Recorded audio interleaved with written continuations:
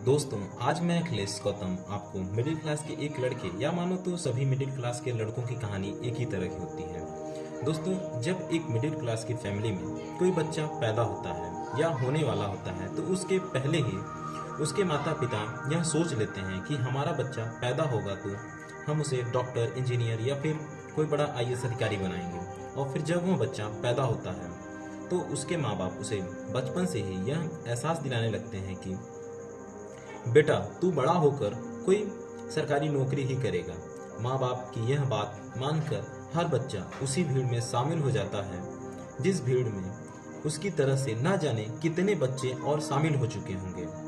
उस बच्चे के माँ बाप उसे पढ़ने के लिए चाहे जैसे उसे पढ़ने लिखने के लिए रुपए का जुगाड़ कर देते हैं और उससे अच्छे स्कूल में पढ़ाने का खर्च उठाते हैं। यदि बच्चा अपने माँ बाप का सम्मान और उनके बताए रास्ते पर चलता है तो ठीक, अगर वह अपने माँ बाप के पैसे का दुरुपयोग कर रहा है तो वह समाज और अपने माँ बाप के नज़र में खराब होगा। अब बच्चा किसी तरह से हाई स्कूल और इंटरमीडिएट की पढ़ाई पूरा कर लेता है। अब सफ़र शुरू होता है कि बच्चा बनेगा क्या। बच्चा अपने घर में यह बताए कि उसे क्या करना है, उससे पहले ही उसके माँ बाप उससे कहेंगे कि तुझे एक अच्छी सरकारी नौकरी करनी है। अब यदि मान लो वह बच्चा सरकारी नौकरी न करे और कुछ और करना चाहता है तो परिवार वाले ज़्यादातर उसके पिता उससे काफ़ी खराब बर्ताव करेंगे या फिर ज़बरदस्ती उससे अपनी राय मनवाएंगे। अब बच्चा क्या करेगा? या तो वह अपने माँ बाप की बात मानेगा या फिर अपने मन की करेगा, लेकिन अभी उसके पास इस समय कोई पैसे नहीं होंगे कि वह अपने मन की करे। इसलिए वह बच्चा अपने माँ बाप के मन की करेगा और वे उनकी बात मान लेगा।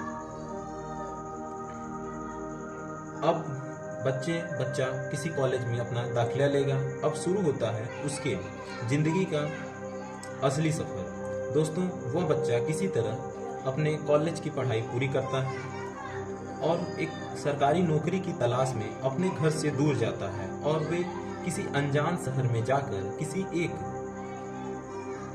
नौकरी को पाने के लिए जो भी उससे बन पड़ता है वे करता है।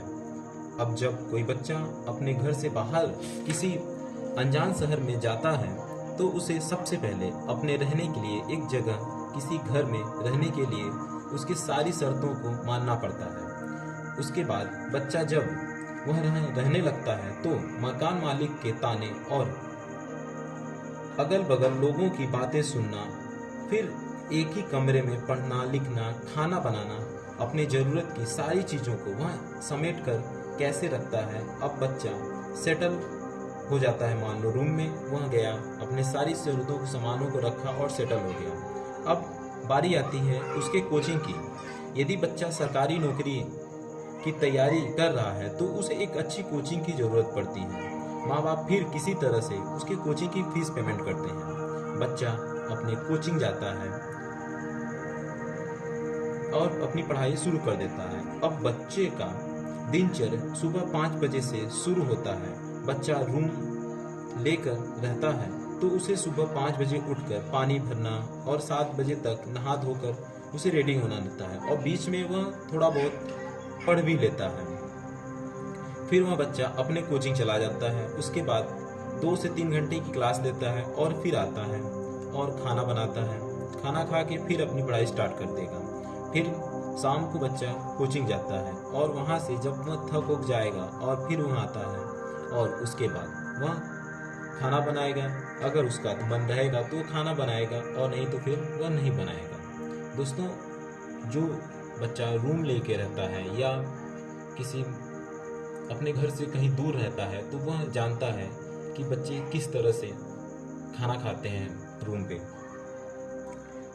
दोस्तों, यह नियम जो है उसका तब तक चलता रहेगा जब तक कि उसे कोई सरकारी नौकरी न मिल जाए। जब कभी रूम मालिक आता है तो उसका व्यवहार उस बच्चे के साथ ऐसा होता है मानो कि वह बच्चा कोई अपराधी हो और वह रूम मालिक जेल वार्डन है। लेकिन दोस्तों, सभी रूम मालिक एक जैसे नहीं होते, कहीं कहीं अच्छे रूम मालिक भी मिल जाते हैं। फिर भी बच्चा अपने माँ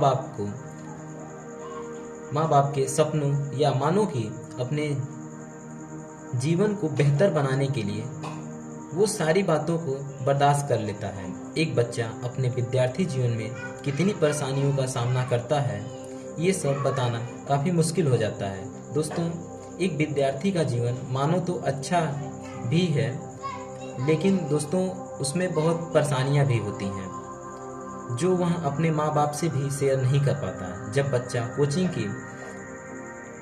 की 1 साल हो गया, बच्चे की कोचिंग के 1 साल हो गया, एग्ज़ाम की बारी आती है।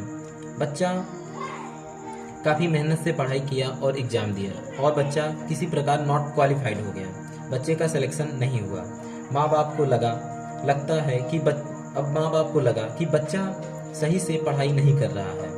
माँ बाप बच्चों को कुछ बातें कहेंगे और यदि उनके पड़ोसी का बच्चा यदि क्वालिफाइड हो गया, मानो माँ बाप को यह पक्का एहसास हो गया जाएगा कि बच्चा पढ़ाई नहीं कर रहा है। अब बच्चा इधर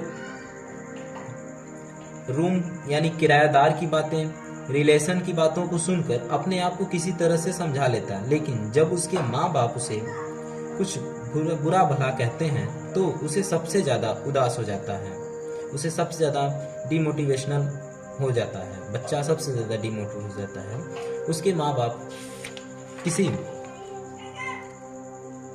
माँ बाप के किसी बात उसके दिल को छू जाती है। फिर वह बच्चा किसी प्रकार अपने आप को समझाता है और फिर पढ़ाई शुरू करता है। इस बार उसका सिलेक्शन सिर्फ 1 अंक से नहीं हो पाता और इससे काफ़ी वह डिमोटिवेट हो जाता है और पढ़ाई लिखाई छोड़ने की कोशिश करने लगता है और उसे लगता है कि अब उससे वो नहीं हो पाएगा।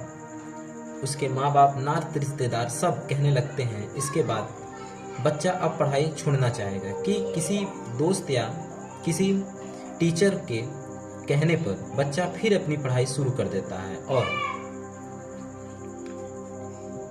इस बार उसका सिलेक्शन हो जाता है। जब बच्चे का सिलेक्शन हो जाता है, जो नात रिश्तेदार या माँ बाप उसकी 3 साल की मेहनत भूल जाएंगे और उसकी